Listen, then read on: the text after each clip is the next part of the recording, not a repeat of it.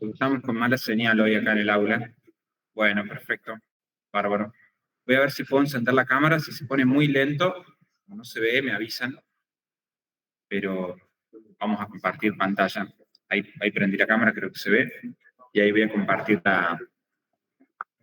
el PowerPoint de hoy.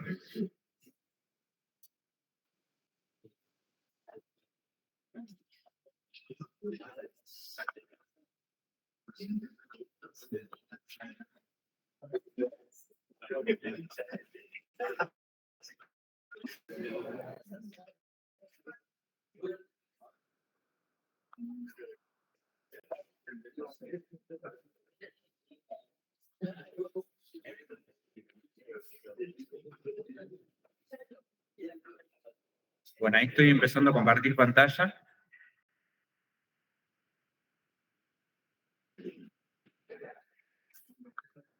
¿Se ve bien ahí?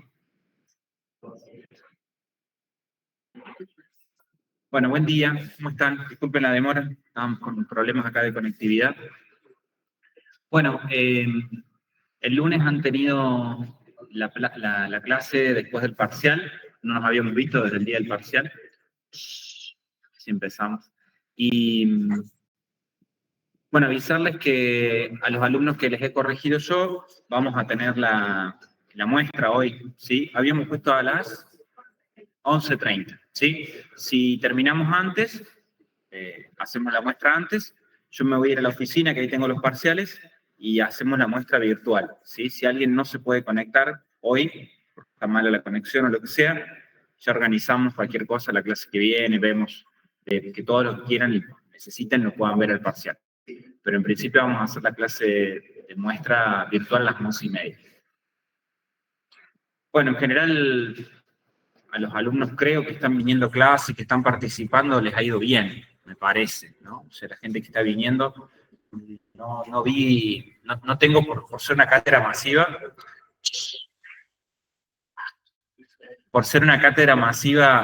me cuesta hacer un seguimiento, les veo las caritas, más o menos los conozco, pero no sé el apellido y no puedo asociar cara con nombre como para ver quiénes de los que están viniendo aprobaron y quiénes de los que desaprobaron en realidad hay gente que no está participando, que no está viniendo. Yo tengo la sensación de que la gente que está viniendo a clase, en general, está aprobando el parcial o los parciales. En general, por supuesto, puede ser casos que no. Por eso me interesa que la gente que está viniendo y que no ha aprobado, que venga a ver su parcial, y obviamente los que aprobaron y quieren ver su parcial también lo pueden hacer, pero bueno, para ver en qué está ahí, cuáles son las dificultades que se presentan para poder ayudarlos, orientarlos en eso. Así que si no alcanzamos hoy a ver todo, hacer la muestra para todos, la semana que viene volvemos a hacer un espacio de muestra para que se puedan sacar todas las dudas tranquilos, ¿sí? Bueno, hoy vamos a arrancar entonces con el tema de racionalidad y el debate sobre la racionalidad. Ahí en Meet se escucha y se ve bien. ¿Estamos bien? ¿Sí? Genial, gracias. Bueno, el debate sobre la racionalidad es un tema de la unidad número 2, que como ustedes saben tiene un tinte más bien epistemológico, ya lo vimos con Klimovsky, ¿no? Con el tema del conocimiento. Y acá vamos a seguir con un debate de las ciencias sociales muy, muy importante, que tiene que ver con que todos asumimos, por ejemplo, cuando hablamos de economía, que un agente económico es racional, ¿no? Ese es un supuesto que tenemos en las ciencias económicas, ¿no? De que un agente económico es racional. O cuando hablamos en ciencia, también hablamos, ¿no? De que si estamos hablando de ciencias sociales, estamos pensando que la persona es alguien racional, o el científico es alguien racional. Pero ya nos vamos a dar cuenta enseguida que cuando abrimos el concepto de racionalidad está lleno de debates, de complejidades, y por lo tanto no es tan fácil, tan sencillo decir esto es racional, y qué hablamos cuando hablamos de racionalidad, ¿sí? Así que hoy vamos a hablar un poco sobre el concepto de racionalidad. Bueno, cuando nos metemos en el concepto de racionalidad, miren que tengo un montón de ventanas abiertas ahí. Tenemos que entender que el concepto se remonta a los griegos, ¿ven? Ahí tenemos ahí tres pensadores que van a decir, por ejemplo, el hombre es la medida de todas las cosas, el hombre es un ser racional y moral, va a decir Platón, y Aristóteles va a hablar de que el hombre es un animal racional o un animal político, ¿no? Un ser político. O sea, ya desde los griegos hay una idea de que lo que nos distingue del resto de los seres, del resto de los animales, es que somos racionales, ¿no? Si algo nos distingue del resto de los animales, es que nosotros somos racionales. Somos un animal, van a decir con los griegos, con logos, L-O-G-O-S, logos, ¿no? Logos, que se podría traducir como racionalidad. Entonces, esa capacidad, ¿no?, nos permite administrar lo político, entendido lo político como el gobierno de la polis, la ciudad. Podemos discutir acerca de los asuntos comunes, de los asuntos públicos. Un perro no se puede poner a discutir con otro perro respecto a qué sería lo justo, lo correcto, lo deseable, ¿no?, para manejar la comunidad de perritos, ¿no?, en el barrio. Si está bien o mal, ahí levantar la pata y hacerle pis ¿no?, en la vereda del perrito del frente, ¿no? El único animal que puede deliberar, que puede pensar con otros, que puede reflexionar acerca de lo justo, de lo correcto, de lo bueno, ¿no?, de lo que debería ser para lo común, para el gobierno de la ciudad, de la polis, de ahí viene la palabra política, polis es ciudad en griego. Chicas, ¿alguna puede cerrar un poco la puerta del fondo? Si no tenemos tanto ruido de fondo. Total, mucho más ventilación no nos va a dar y es más ruido lo que aportan. Tenemos abiertas las ventanas. Repito entonces, el animal político, el concepto griego de racionalidad, tiene que ver con que somos el único animal que tiene logos, ¿no?, que puede reflexionar acerca de lo justo, acerca de lo correcto, acerca de cómo convivir en la polis, ¿no?, en la ciudad griega. Por de ahí viene la palabra política. ¿Ven cómo está vinculado lo racional, con lo ético también podríamos decir, con lo político, ¿no? La racionalidad tiene que ver con esto, ¿no? Y vuelvo a dar el ejemplo, ¿no? Un perro no podría ponerse a pensar en, che, ¿está bien o está mal que esté con la perrita del perro de al lado, ¿no? O si el poliamor, o si la infidelidad, no se puede cuestionar eso. Hay algunos humanos que tampoco se lo cuestionan, pero tenemos la potencialidad de hacerlo, ¿sí? Somos un animal que tenemos esa capacidad de reflexionar, de ser racionales. En ese sentido se entiende la racionalidad como una reflexión sobre la práctica, como una reflexión ética, acerca de los asuntos comunes, acerca de lo que está bien. Tenemos esa potencialidad. Después podemos no usarla, pero tenemos esa potencialidad. Bueno, nosotros vimos la unidad número 1 con la modernidad. Y obviamente que en el centro de la modernidad va a estar la razón, ¿no? El hombre, diría Kant, es autoculpable de su minoría de edad, ¿se acuerdan? Y el racionalismo de Descartes, ¿no? Yo sé, lo único que sé es que soy una cosa que piensa, y por lo tanto, ¿sí?, la razón es la base del conocimiento. O sea que fíjense cómo la modernidad y el siglo de las luces van a recuperar la noción de que la racionalidad tiene que estar en el centro de la historia humana.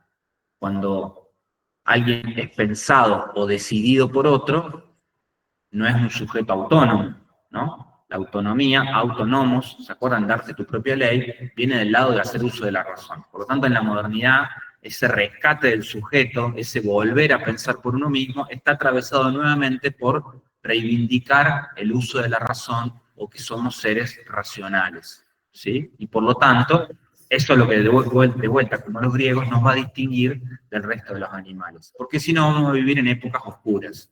El oscurantismo era la época previa a la modernidad, donde el ser humano era pensado y decidido por otros, ¿no? Por reyes, por iglesias, pero entonces volver a poner al hombre, dice Kant, en el centro de la historia, es volver a hacer uso de la razón. Por eso es tan importante. Y para Kant, la razón va a ser una facultad intelectual del hombre para poder formular principios, ¿no? Para poder formular principios. Y en la ciencia también, ¿no? Poder llegar a leyes. Las leyes parten de la razón, ¿no? Si hablamos del racionalismo o si hablamos también de la experiencia, ¿no? Del empirismo, porque el empirismo de ahí, de la experiencia sola, no salen las leyes, ¿no? Desde lo empírico yo tengo que después decir, bueno, veo esto, y postulo una ley, ¿no? Y eso lo hace la razón. Por eso ningún perro va a descubrir la ley de la gravedad.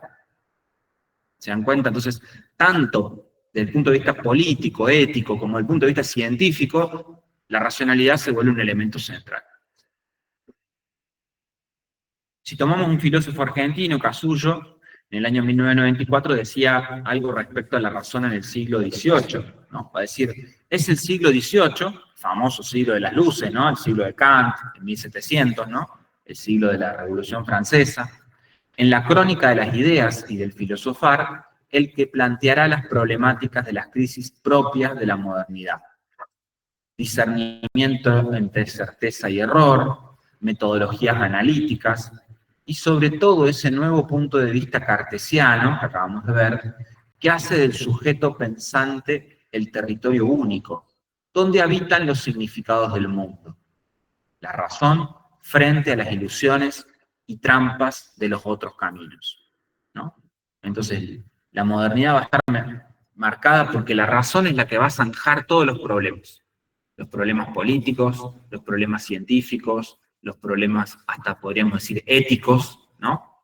Todas las dimensiones del ser humano se pueden zanjar, se puede avanzar solamente si ponemos a la razón en el centro de la escena, ¿no? Si no, vamos a seguir creyendo en el horóscopo, vamos a seguir creyendo en que los angelitos, en que es providencia divina, en un montón de cosas que la razón le va a poner un coto, le va a poner un límite a esas pretensiones. ¿Se entiende? Va a decir, bueno, ¿qué evidencia científica o racional hay de que la alineación de los astros el día que vos naciste influye en tu personalidad para toda la vida? Ninguna. Entonces, ¿por qué vamos a creer eso? ¿No? Decís vos, ¿no? O la providencia divina, no, es cosa de mandinga, es el diablo, ¿no? Es Dios que me ayuda. ¿Qué va a decir No, no hay ninguna evidencia empírica. Si vos querés creer eso, lo podés creer en el ámbito privado, ¿se acuerdan? Entonces aparece el uso de la razón público-privada, donde todas estas cuestiones van a quedar muy subsumidas al ámbito privado. Si vos querés creer en eso, créelo, pero en el ámbito público tiene que haber una racionalidad, ¿no? Que obviamente en el sujeto entra en contradicción, ¿no? Porque uno cuando se empieza a pensar en los grandes problemas éticos, filosóficos, políticos, todo lo que venimos hablando, y empieza a hacer uso de la razón empieza a ponerle coto hasta en uno mismo a las pretensiones de las cuestiones esotéricas o incluso místicas o religiosas, ¿no? Es decir, bueno, ¿por qué tendría que guiarme? ¿Quién tendría que guiarme? ¿La ética racional o lo que escribió un libro interpretado por determinada religión hace miles de años y yo tengo que decir ciegamente así sea, así sea, así sea, ¿no? Claro, muchas personas entran en contradicción con eso. Porque cuando uno empieza a pensar por uno mismo, a decir, bueno, sí, yo me crié en esta tradición religiosa, pero yo también pienso, ¿o no? Y si esa religión o ese libro dice que la mujer tiene que caminar a 4 pasos atrás del hombre y que la mujer tiene que estar al servicio del hogar y el hombre el centro de la familia, de la religión, de la vida, de la naturaleza, yo no estoy de acuerdo con eso, ¿qué tengo que hacer? Quedarme callado y decir, lo dice mi religión. Entonces, ante eso, la razón aparece como en el centro de la escena. Por eso la discusión de Kant con la filosofía, con la religión, con los poderosos, ¿no? Con un rey que te venga y te diga esto es así, te baje línea, y la lucha por la autonomía, que cada persona se pueda dar su propia ley, pero en vínculo con otros, y que la única forma de persuadir al otro, a partir de ahora, va a ser a partir de la racionalidad. Yo ya no te puedo convencer de que eso está mal porque lo dicen los 10 mandamientos, o lo dice Alá, o lo dice cualquier Dios, sino dame argumentos racionales. ¿Ven? Y eso cambia y pone a la razón en el centro de la escena para siempre, podríamos decir. Por eso cuando uno ve ataques a esto, va a decir, estamos en una sociedad premoderna, ¿no? Cuando volvemos a decir, no, pero esto lo dice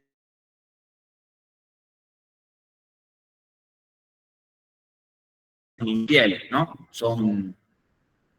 Entonces ahí volvemos a etapas premodernas, va a decir la gente. ¿Se entiende lo importante de esto y lo difícil que es hasta el día de hoy, ¿no? O sea, estamos hablando de esto que es siglo XVIII, 1700, estamos en 2025 y no es que es obvio esto. Esto es un proyecto a la ilustración que muchos autores van a decir falló, o está inconclusa, ¿no? El proyecto de la modernidad, porque seguimos conviviendo con esto.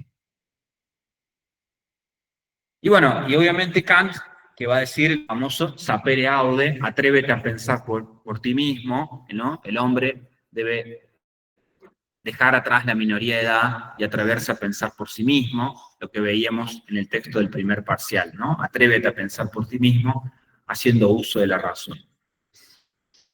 El iluminismo, ¿no? Planteado también desde Kant, desde el iluminismo francés, la ilustración va a ser alemana, va a decir, bueno, el iluminismo también en la misma época de Kant, va a decir, la razón humana es la llave de acceso al progreso ilimitado y la felicidad, porque permite controlar a la naturaleza y a las relaciones entre los hombres, dando a estos últimos la libertad que posibilita el conocimiento. ¿Ven? Hay una expectativa de que la razón humana nos va a hacer libres, nos va a permitir avanzar, progresar, ¿no? Y solamente con el conocimiento que nos da la razón podemos avanzar como sociedad. Si no, vamos a seguir, como en el medioevo, en las luchas de querer conquistar al otro, de querer convertir al otro, de creer que religión es la mejor, ¿no? Y no vamos a poder tener una convivencia democrática, pacífica, basada en lo único que tenemos en común los seres humanos, que es la razón. Esa es la idea. Esa es la idea hasta la modernidad. Se perdió la conexión. Ahora vamos a apagar la cámara a ver si podemos volver.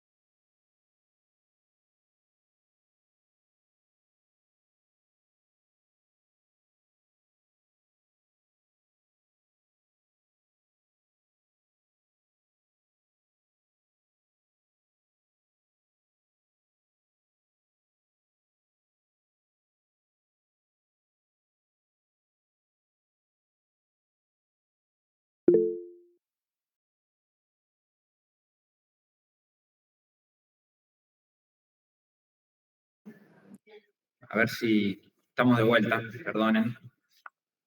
Ahí estamos, ¿se escucha bien? Vamos a tratar de volver a compartir pantalla. No avanzamos nada, chicos, quédense tranquilos. Ahí volvemos a... Bueno, esperemos que no se vuelva a cortar. Hoy vamos a tener que tener paciencia con la conexión. Yo voy a apagar la cámara, a ver si por ahí es eso que también... Cualquier cosa tenemos ahí, lo estamos viendo, y el chat que estamos viendo. Ahí apagué la cámara. Listo. Bueno, se está viendo bien ahí, ¿no? Gracias, perfecto. Habíamos dicho que hasta acá estamos haciendo un repaso de todo lo que vimos hasta el parcial, ¿no? Con esta lectura desde los griegos hasta la modernidad respecto a la racionalidad. Bueno, ahora vamos a empezar con el texto de hoy, que es el texto de Nicholas Rescher, un filósofo norteamericano del siglo XX, que en el capítulo que ustedes tienen para estudiar, que es el capítulo 1 del libro de él sobre racionalidad, va a ser es todo un libro que habla sobre la racionalidad, ¿no? Y lo va a traer al hoy, ¿no? Al presente.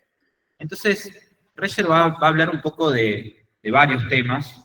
Hoy vamos a hacer como una primera clase introductoria. Después ustedes cuando lo lean, y ya cuando nos acerquemos al parcial, vamos a hacer una lectura más minuciosa en el texto, donde vamos a ir parte por parte del texto para entrar más en profundidad. Porque sin que hayan leído ustedes el texto, es difícil que entendamos todos los detalles. Entonces, hoy yo se los presento al autor, invito a la lectura del texto, y ya en próximas clases vamos a tener otra clase más en detalle donde vamos a ir punto por punto, ¿sí? Del autor, para que lo tengan bien estudiadito para el parcial.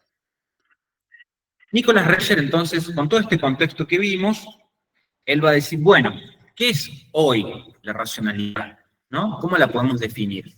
Y bueno, entonces ser racional hoy sería hacer un uso apropiado de la razón para resolver alternativas de la mejor manera posible, ¿no? Racional, para Rescher, tiene una dimensión que tiene que ver con la toma de decisiones, podríamos decir, ¿no? Con resolver alternativas de la mejor manera posible. Entonces, un ser humano es racional si toma la mejor alternativa posible. Entonces, si vos tenés que venir a la facu, ¿no? Y tenés una opción que es más larga el trayecto, es más caro, y es más inseguro, y tomás esa opción, decís, che, no es racional, ¿no? ¿Por qué tomás esa decisión de ir más largo? No, bueno, en realidad paso por ahí porque paso por cerca de la casa del chico que me gusta. Ah, bueno, pues ahí tiene racionalidad. Pero si no, ¿cómo me explicás que tomaste la decisión de ir por el camino más más largo, más inseguro, más caro, sin ninguna explicación adicional? Entonces, ser racional es el uso apropiado de la razón para resolver alternativas de la mejor manera posible. Por lo tanto, comportarse racionalmente, va a decir Rescher, estas filminas se las pongo en el aula, así que tranqui, yo veo a algunos que están ahí apurados, sacan fotos, después les quedan mala calidad. Simplemente con 20.000 pesos que pagamos cada uno, hay que ser racional, ¿no es cierto?, de medios y fines. Bueno, pues algo de la broma, volvemos. Comportarse racionalmente implica utilizar la propia inteligencia para decidir, ahí también está en negrita, la mejor acción dadas las circunstancias, ¿no? Siempre uno va a hablar, incluso en economía, de ser racional implica buscar la alternativa óptima, ¿no? Ser racional implica maximizar la utilidad, ¿no? Tratar de encontrar la mejor alternativa. Y por lo tanto, implica una acción deliberada para alcanzar los mejores resultados o fines, dados los medios y recursos disponibles. Esto nosotros en la administración lo vimos con la palabra eficiencia, que sería el uso de los recursos o medios, y la eficacia, que sería los fines. O sea que si ustedes se acuerdan de administración, de intro-admin, es eso, ¿no? Ser racional sería sumar la eficiencia más la eficacia, ¿no? O sea, Rescher no nos dice nada nuevo en ese sentido.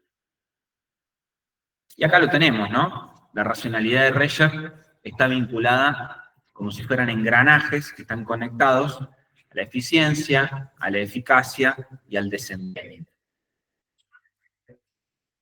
La eficiencia, a la eficacia y al desempeño.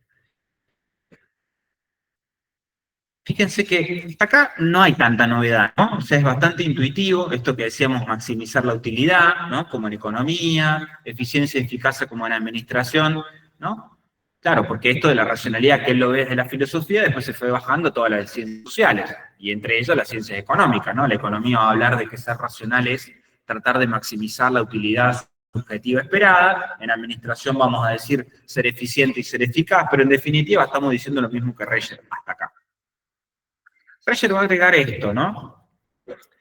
Hay un punto clave que es que optimizar lo que uno piensa, lo que uno hace y lo que uno evalúa resulta clave en la racionalidad. ¿Sí? Hay que optimizar lo que uno piensa, lo que uno hace y lo que uno evalúa.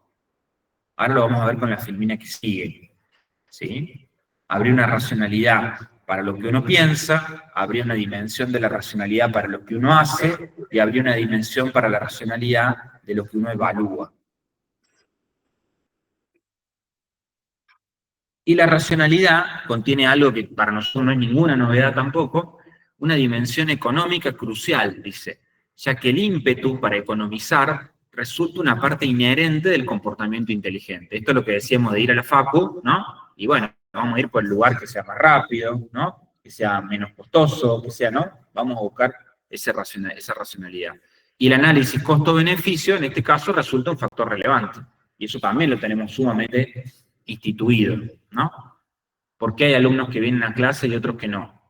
Y bueno, porque hay alumnos que hacen un análisis costo-beneficio y dicen, por más que la asistencia no sea obligatoria, el beneficio de venir o de conectarme, ¿no? Es mayor que el costo, ¿o no? Y me voy dando cuenta que los que no vinieron nunca y son más los que desaprobaron que los que hemos venido, y le hemos puesto la cola ahí en la silla y hemos tratado de prestar atención, y, ¿no? Entonces, si bien hay un costo entre venir y no venir, ¿no? Incluso algunos se hacen la pregunta de si aprenden mejor o si les va mejor viniendo presencial o quedándose en la casa y mirándolo de adentro de la cama. Bueno, al tener la libertad de decidir, el análisis pasa por qué es más racional, ¿no? Entonces, muchas discusiones tendrán entre ustedes decir, no, yo me quedo en la camita, no pierdo tiempo, no gasto plata en venir hasta la facu, o no. Y otros dirán, sí, pero ¿cómo te fue en el parcial? ¿Qué aprendiste?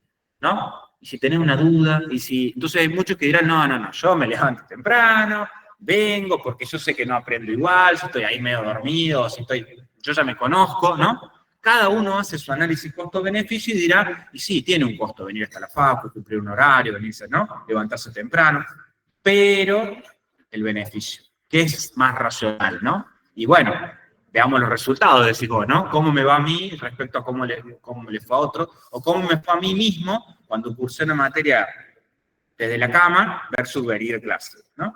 Y bueno, cada uno hará su análisis costo-beneficio. Y además resulta un medio para la eficiencia adaptativa, dice Reyer, permitiéndonos ajustar nuestro ambiente a nuestras necesidades y deseos.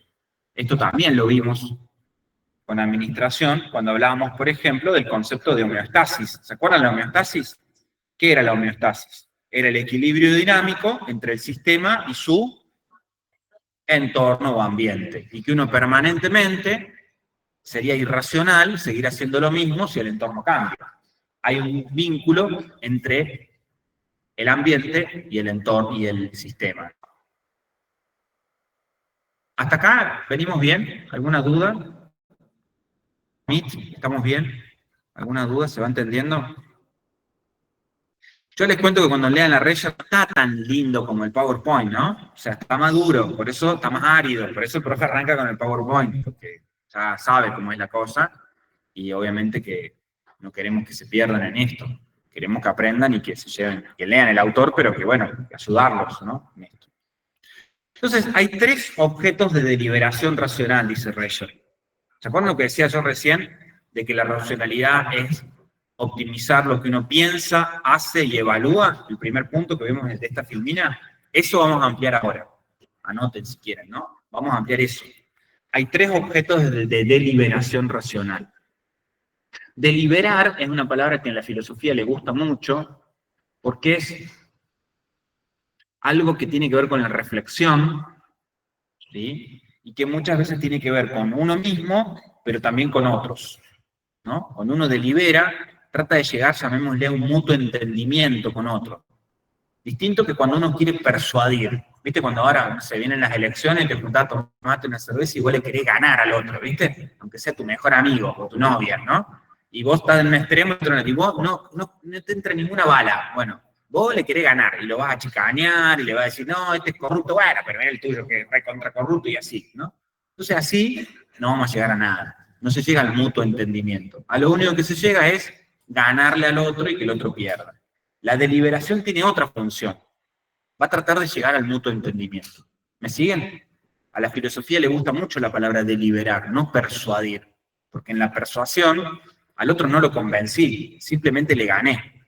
En cambio, en el mutuo entendimiento se logra que los dos podamos avanzar en la discusión. Entonces, la deliberación en torno a la racionalidad se va a dar en tres planos. En la racionalidad que Reyer va a llamar cognitiva, que va a tratar de responder a la pregunta ¿qué creer o aceptar? Y que va a estar en el ámbito de las creencias. Entonces una pregunta que uno se podría hacer sin chicanear a nadie, sin querer ganarle a nadie, ¿es racional creer en el horóscopo? ¿No?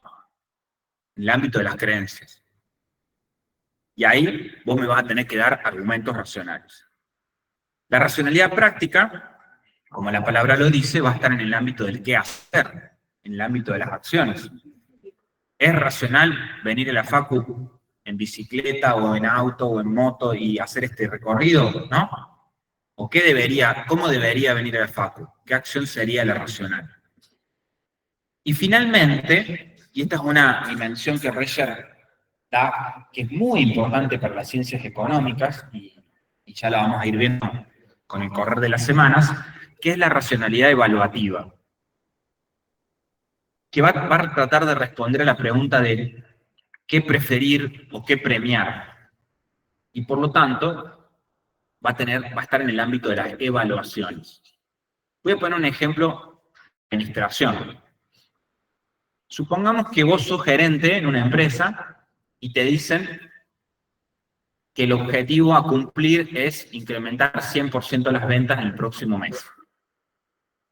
A como dé lugar. Pero vos tenés que duplicar las ventas para el mes que viene. A como dé lugar. El acomodo de lugar puede ser robándole a clientes a tus compañeros de trabajo, forzando ventas y vendiéndole a clientes que no necesitan el producto, o mintiéndoles en la cara al cliente diciéndole que ese producto sí tiene esas características y te va a salir buenísimo cuando vos sabés que no es así. ¿Me siguen? Entonces, si vos pensás en eficiencia y en eficacia, vos no te podés cuestionar si el objetivo que te están pidiendo está bien o está mal. Vos simplemente tenés que cumplir con el objetivo. ¿Me siguen? Si a vos te plantearon que tenés que duplicar las ventas y hacerlo con el menor costo posible, vos te planteas ese objetivo, esa manera y punto. En cambio, la racionalidad evaluativa evaluaría si esos fines son adecuados, si la forma en la que estamos llegando al fin es justa, ¿me siguen? Si esto no nos puede traer un perjuicio a largo plazo, porque por ahí vendemos el doble en un mes, pero después perdemos una reputación para siempre, porque nos convertimos en una empresa que engaña, ¿no? Entonces, la racionalidad evaluativa va a tener que ver con eso. Va a qué premiar, qué preferir, si ese objetivo está bien planteado, si los medios para llegar a ese objetivo son los adecuados, y que no va a tener tanto que ver con una dimensión de eficiencia o de eficacia, sino, y anoten, va a tener que ver con una dimensión de la ética. ¿Qué es lo bueno? ¿Qué es lo preferible? ¿Qué es lo justo? Por lo tanto, la racionalidad, ya nos vamos a dar cuenta que no es solo un asunto vinculado al pensamiento, ¿no? Que sería la dimensión 1, ¿qué creer? La racionalidad también tiene que ver con la acción y también con la evaluación, que en el fondo tiene que ver con la ética. Ser racional es pensar de una manera adecuada, actuar de una manera adecuada y evaluar la situación de una manera adecuada. ¿Me siguen hasta acá? ¿Ven cómo se va coloreando el mapa de la racionalidad de una manera que antes por ahí no teníamos?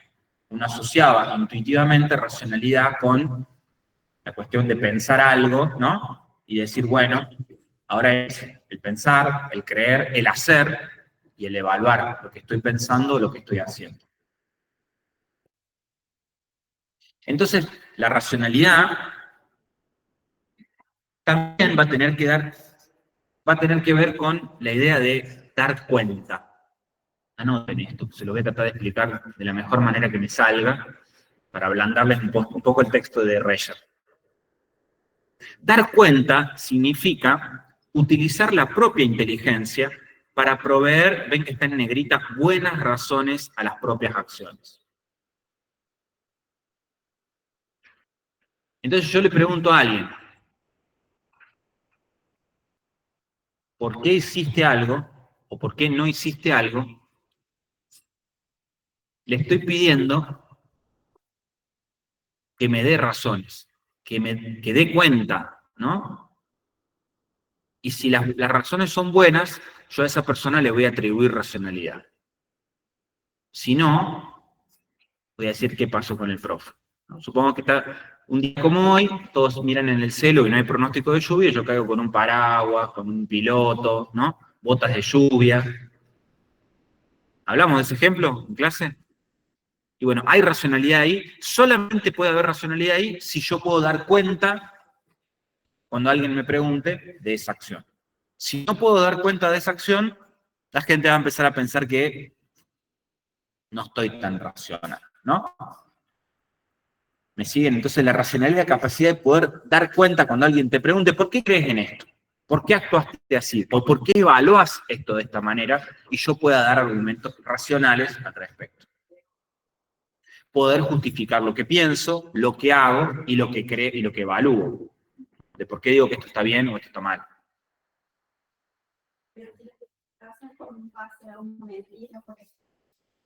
En el caso que te preguntan por qué vino con paraguas, te dicen, no, yo vi en el pronóstico de tal lado, te digo yo, ahí como se evalúa, o sea, yo lo evalúo como que ustedes racional en base a lo que está diciendo nada más, y sabía que yo lo evaluamos por eso. Claro, acá la compañera pregunta de que yo puedo llegar a mentir, ¿no? Y el ser humano tiene esa capacidad, ¿no? Mi amor, ¿por qué estás conmigo? Porque te amo. En realidad, quería otra cosa, chicos, a veces, ¿no? Pasa. O volvemos a la pregunta del paraguas, y yo digo, no, porque yo vi en otro pronóstico, que en realidad... Y puede ser que me haya confundido, que vi otra aplicación, o simplemente estoy mintiendo, ¿no?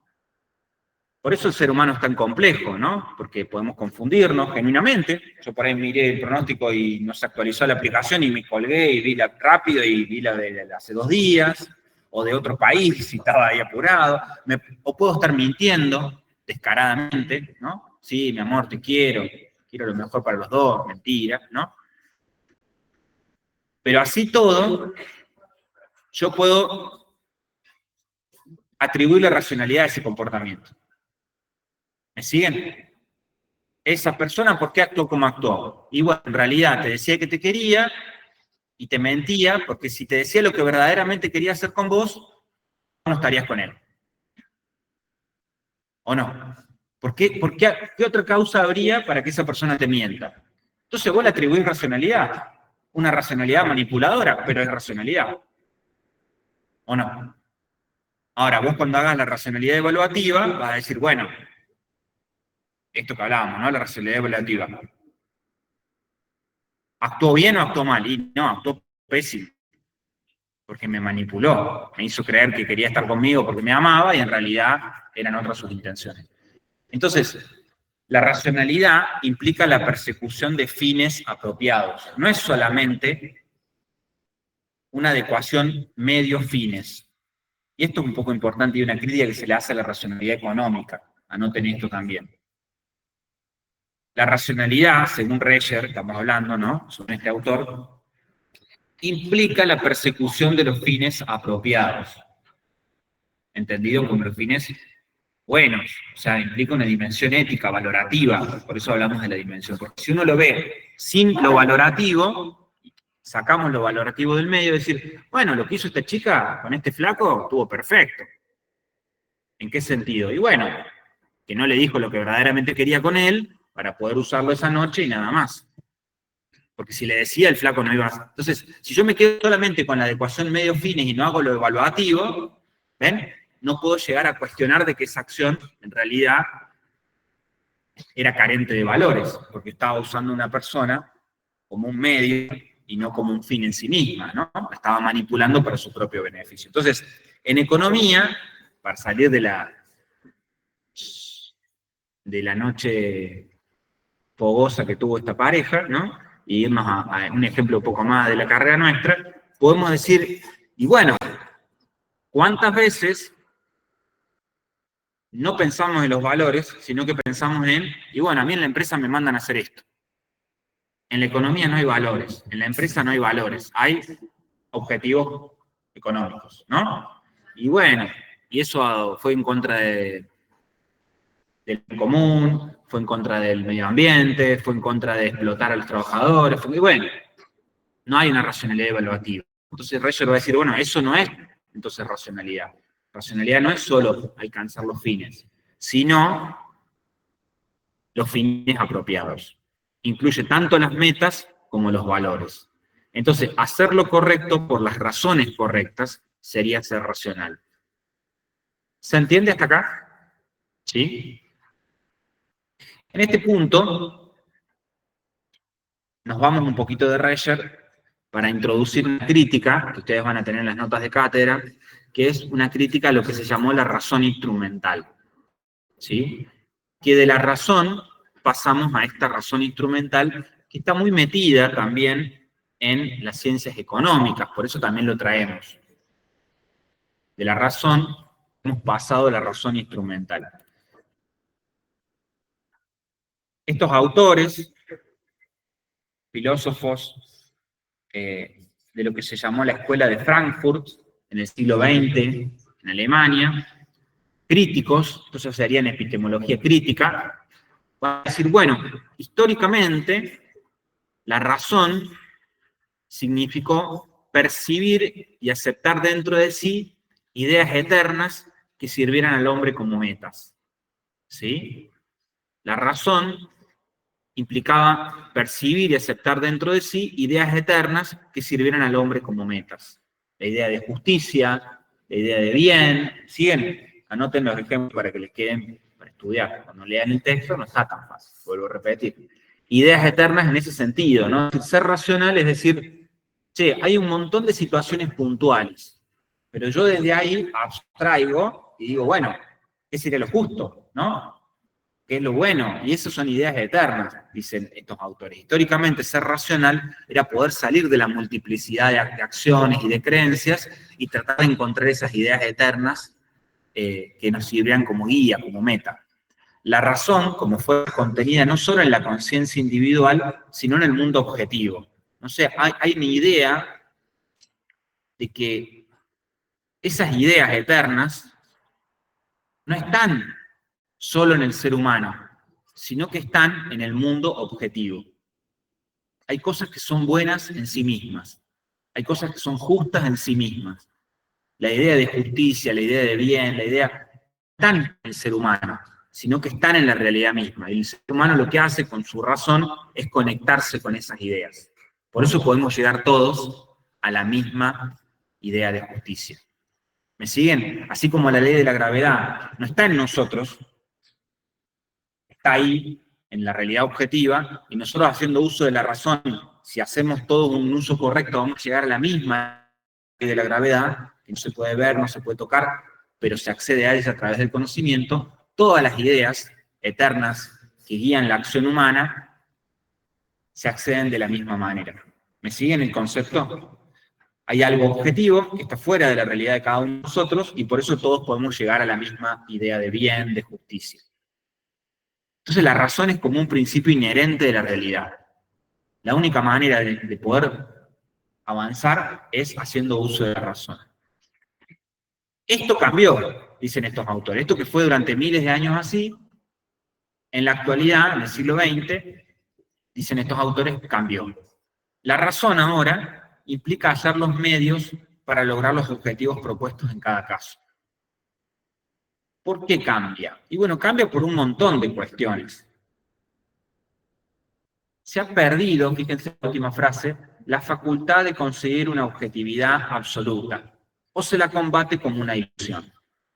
Empieza a haber un combate al concepto de que hay ideas universales. Todo empieza a ser relativo. ¿Cómo podés justificar algo que está bien, ¿no? Para todos. Y ese relativismo va de alguna manera minando, horadando, ¿no? Carcomiendo la idea de que hay una idea eterna, de lo justo, de lo correcto, de lo que se debería hacer. Y este relativismo, estos autores dicen que nos lleva a que cambiamos de buscar de que la racionalidad o ser racional implica conectarse con esas ideas eternas, a bajar nuestra expectativa, a decir, la racionalidad, como dice el ejemplo, es buscar lo que es socialmente útil. ¿Ven? Esa es una operación lógica que se ha hecho, de decir, bueno, como yo no puedo encontrar las verdades eternas, pues ¿quién? El Dios sería, como ya Dios, no hay un Dios para todos, el ser humano, yo voy a tratar de buscar lo que sea útil, ¿no? ¿Y útil para quién? Y bueno, no sé, para la mayoría, ¿no? Porque ya no hay una idea de verdad, una idea de justicia, una idea de bien absoluta, ¿no? Entonces, lo que estos autores comentan es, bueno, pasamos de una etapa en la cual, si quieren hago un poquito de zoom, ¿cómo resolvíamos las cosas? Y bueno, con ideas mitológicas, ¿no? Algún mito de la creación, ¿no? Que tienen los pueblos antiguos, y que explicaba, eso le daba sentido al mundo y permitía explicar lo que estaba bien o lo que estaba mal, ¿no? No, está tronando porque el dios, ¿no? Están peleando los dioses ahí arriba y porque nos hemos portado mal, nos va a llegar una tormenta, ¿no? Esta idea mitológica que explicaba cómo funcionaban las cosas y que ordenaba el mundo social. Hay ideas religiosas, como ya hemos hablado. Después pasamos a las ideas racionalistas, que es lo que hemos estado contando hoy, hasta que después, bueno, esta idea, ¿no? De que hablábamos recién, ¿no? De las ideas universales, la razón es la comprensión universal, ¿no? Que debía determinar las convicciones y regular las relaciones entre los hombres y entre el hombre y la naturaleza. Esto sería todo el pensamiento clásico de la filosofía. Con Descartes y con la modernidad parece sustituir el pensamiento religioso por el pensar filosófico metódico, ¿no? El método cartesiano, por ejemplo. Y ahí aparece este progreso de la razón subjetiva, ¿no? Que cada uno puede pensar autónomamente, diría Kant, ¿no? Ya no hay una razón objetiva. Kant decía que si todos pensábamos bien, íbamos a llegar a la misma conclusión, ¿no? Pero ya empieza a haber esta cuestión de que cada uno, si piensa por sí mismo, vimos que no es obvio que todos vamos a llegar a la misma conclusión. Lo vimos con Klimovsky, ¿no? No es tan fácil encontrar leyes sociales. Es decir, yo, aunque queriendo pensar bien, vos discutís con tu mamá respecto al machismo, respecto a la homofobia, de un montón de cosas, y vos queriendo bien, y tu mamá te quiere como a nadie en el mundo, y no te puedes poner de acuerdo, ¿no? O sea, no es obvio que haciendo uso de la razón vamos a llegar a las mismas ideas. ¿Me siguen? Incluso están tratando de deliberar con el otro, no queriendo persuadir y ganarle. Como nos vamos dando cuenta de eso, de que no es tan fácil ni obvio que vamos a llegar a esas ideas eternas, universales, ahistóricas, ¿no? Lo que está bien para siempre y para todos, sino que vamos a decir, ¿no? Hoy hablamos en las empresas de valores generacionales, ¿no lo viven eso? Los millennials, los pandemias, los baby boomers, la generación X, como que cada generación tiene sus valores. Entonces, ¿dónde está el objetivo? ¿Dónde está lo universal? ¿Dónde está? Y todos somos racionales, cada generación. Entonces, empieza a aparecer esta cuestión de, dicen estos autores, de la cosificación, ¿no? Todos los productos de la acción humana o de la actividad humana en realidad terminan siendo mercancías, ¿no? Ya no es que llegamos a ideas eternas, ¿sí? Entonces, la propuesta, ¿sí?, de estos autores es establecer un nexo entre la situación actual, ellos actuales están hablando del siglo XX, y la oscura perspectiva que presenta el futuro real. ¿Por qué? porque lo que ellos ven como una alerta es que la razón subjetiva esta de que cada uno piensa por sí mismo y no se puede llegar a algo objetivo, nos puede llevar a que las cosas razonables son las cosas útiles, ¿no? Y todo el tiempo vamos a estar pensando en adecuar medios afines, buscando una ventaja o una ganancia subjetiva. Cada uno va a tratar de hacer lo que le conviene, lo que genera utilidad, lo que le dé ganancia. Y nadie está pensando en el bien común. Nadie está pensando en lo que es útil, en lo que es verdadero, en lo que es bueno para todos, sino que cada uno está haciendo la suya, dirían ustedes, ¿o no?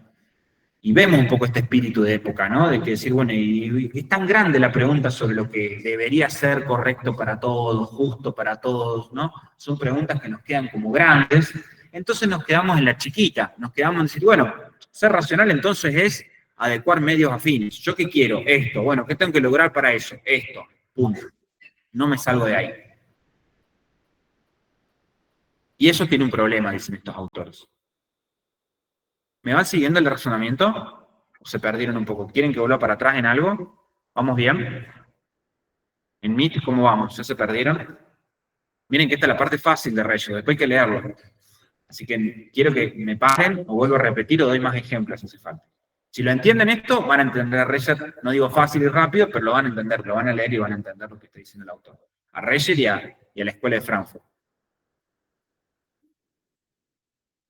Porque esto no es Reggio, sino es la Escuela de Frankfurt, la crítica a la razón instrumental. Bueno, avanzo. O venimos muy bien o están ya muy cansados y perdidos. Ya igual en un ratito corto. Última filmina. Entonces, la crítica va a decir, ¿este proceso que se fue dando es un proceso que se dio de un día para el otro? No, es un proceso paulatino. ¿Sí? Abarcar el contenido objetivo de todo concepto racional. Ninguna realidad en particular puede aparecer como racional. ¿Qué van a decir también? Todas las nociones fundamentales se han convertido en meros envoltorios formales. Al subjetivizarse, la razón también se formaliza, dicen ellos. Se ha convertido la razón en algo formal para alcanzar un objetivo. ¿Se entiende el concepto de racionalidad se formaliza? Yo logro lo que estoy buscando con una forma de pensar, que es tratar de adecuar medios fines. Pero saco del medio, usando a Reggio, la tercera dimensión de deliberación, que era la evaluativa. ¿Se entiende? Porque como no tengo elementos para ponerme de acuerdo con todos acerca de lo justo, de lo correcto, de lo deseable, ¿no? La saco del medio y solamente me quedo con las dos racionalidades primeras.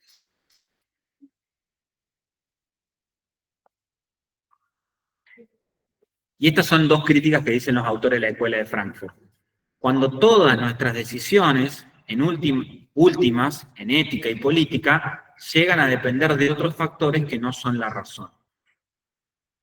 Si yo corro la razón del medio, ¿no? Porque racionalmente no puedo llegar a lo justo o a lo que deberíamos hacer entre todos, corremos a la razón del medio, ¿no?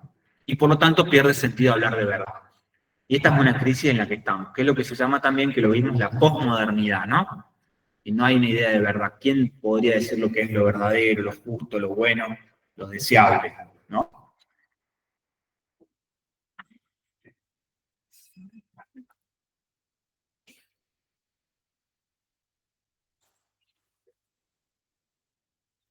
Bueno, comparto 5 minutitos más el texto de Reggio para hacerles una guía de lectura respecto al texto y nos vamos. Vamos a la muestra y lo que necesiten muestra se va. Bueno, el texto de Reggio, para darles una guía de lectura, es un solo capítulo.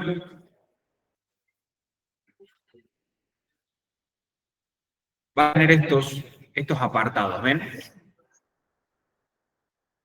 ¿Qué quiero que ustedes sepan para el parcial o para el final de Reggio? Que me puedan explicar estos 4 puntos, ¿ven? La racionalidad como recurso humano, racionalidad e inteligencia, ramificaciones de la racionalidad y la naturaleza sistémica de la razón. Vamos a hacer un recorrido rápido de esto como para que ustedes puedan, de vuelta, tener una clave de lectura para avanzar con el texto. El punto número 1 va a hablar de la racionalidad como recurso humano. Y ahí va a hablar un poco, como hablamos hoy, del concepto de animal racional, ¿sí? Lo que hemos estado hablando, ¿sí? Y después ya vamos a hablar de racionalidad e inteligencia. Ahí va a hablar de los 3 objetos de deliberación racional que les mostré. ¿Me van siguiendo? O sea que hasta ahí vamos bien.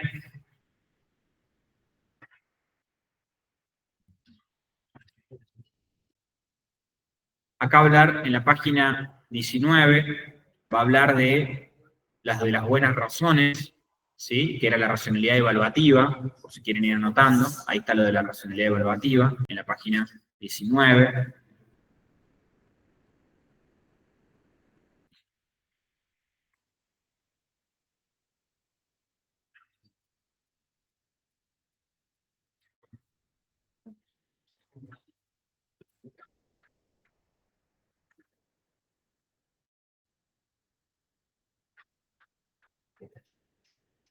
Y en el punto 1.3, que sería la página 24, va a hablar sobre las ramificaciones de la racionalidad. Si quieren este punto, que no lo hemos desarrollado tanto, a partir de ahí yo arrancaría la próxima clase. Sí les pediría que a partir de ese punto, el 1.3 y el 1.4 lo traigan leído, ¿sí? Para que ustedes me puedan hacer preguntas y podamos charlar un poquito más en profundidad, ¿sí?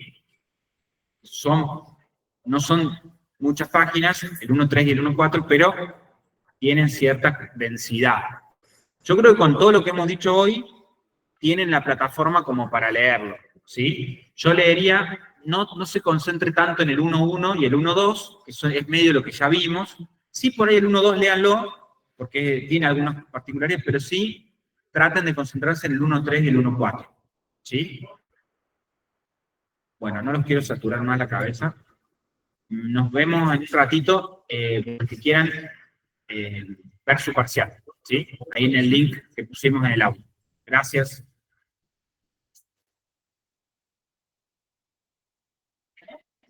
Gracias, chicos. Nos vemos en un ratito ahí en la muestra. Hasta luego.